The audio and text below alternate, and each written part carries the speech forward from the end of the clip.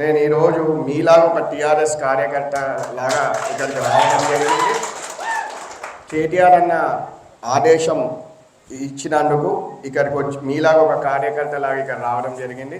ముఖ్యంగా నాకు కేటీఆర్ అన్న ఏం చెప్పారంటే, మనం వాళ్ళకి అండగా ఉన్నాం అని చెప్పేసి తెలియాలంటే ఒక మీటింగ్ పెట్టుకోవాలి, నేనే ప్రత్యేకంగా అందరి కార్యకర్తలను కలుస్తా అని చెప్పేసి కేటీఆర్ అన్న నాకు చెప్తే ఈరోజు ఈ సమావేశం మనం ఏర్పాటు చేసుకొని ఏ విధంగా రేపు మనం మీటింగ్కి వెళ్తామో ఇవన్నీ మళ్ళీ మేమందరం ఒకసారి మాట్లాడుకొని మీ అందరికీ ఇన్ఫర్మేషన్ ఇస్తామని చెప్పేసి చెప్తున్నాం.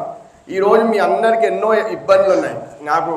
నేను ఢిల్లీ, వాస్తవానికి నేను కొడంగల్ సైడ్ నేను ఎక్కువ రాకుండే, ఎందుకంటే నాకు షాబాద్, చేవెళ్ళ మా కాన్స్టిట్యున్సీ సైడే నేను ఎక్కువ అక్కడనే ఉండడంతో నాకు అక్కడనే మీ సైడ్ నేను ఎక్కువ రాలేను. నేను మీ అందరితో అంత పరిచయాలు లేవు. తప్పకుండా నేను మీ అండగా ఉంటాను. తప్పకుండా ఇప్పటి నుంచి మీకు ఏమైనా సమస్యలు ఉంటే నేను ఉంటాను. కేటీఆర్ అన్న దృష్టికి తీసుకొని వెళ్తానని చెప్పేసి మీకు అందరికీ నేను మాటిస్తున్నాను.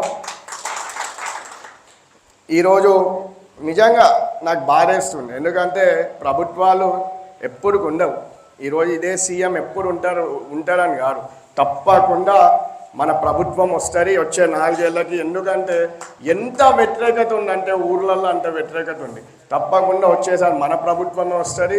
ఎవరెవరు ఏం చేస్తున్నారో, ఎవరెవరు మీకు ఇబ్బంది పెట్టినారో తప్పకుండా వాళ్ళందరి పేర్లు రాసుకోండి. తప్పకుండా కేటీఆర్ అన్న మాత్రం వడ్లాడు, వీళ్ళందరినీ కేటీఆర్ అన్న వడ్లాడు. ఇంకొకటి, మీరు అందరూ ఒకసారి కేటీఆర్ అన్నని ప్రతిరోజు కేసీఆర్ సారు ప్రతిరోజు మన కొడంగల్ కోసం మాట్లాడడం జరుగుతుంది. అది మీ అందరికీ తెలియాలి. కేసీఆర్ సార్ కూడా ఈరోజు లక్కచెర్లలో ఆ ఇన్సిడెంట్ అయితే మీ అందరికీ తెలియవలసింది ఏంటంటే, రైతులు అంతగా ఈరోజు మన బీఆర్ఎస్ పార్టీ ఉంది. ప్రతి ఒక్క రైతుకు ఒక్కొక్క అడ్వకేట్ని పెట్టాను మన బీఆర్ఎస్ పార్టీ. మీరు ఒకటి మనము రైతుల వెంబడి ఉండి ఈరోజు ఏ పార్టీ చేస్తారన్న, ఇన్ని రోజులు సలీమన్న మీ జాయినింగ్ అప్పుడు నేను వచ్చిన, ఈరోజు మీరు కాంగ్రెస్లో నుంచి బీఆర్ఎస్కి జాయిన్ అయినారు అనుకుంటా అన్న వాళ్ళు అందరూ. ఆ రోజు మీరు నిజంగా కాంగ్రెస్ పార్టీలో ఏమన్నా అయితే కూడా ఎవరు వాళ్ళ కార్యకర్తకు అండగా ఉండడం, ఇట్లా చేయడం అనేది ఎక్కడ జరగరు. మీరు ఒక్కసారి ఆలోచించుకోవాలి, ధైర్యంగా ఉండండి. తప్పకుండా మన ప్రభుత్వం వస్తుంది. మహా అంటే ఏం చేస్తారు, వాళ్ళు అరెస్ట్ చేస్తారు, తర్వాత మనం ఎట్లయినా బయటకు వస్తాం.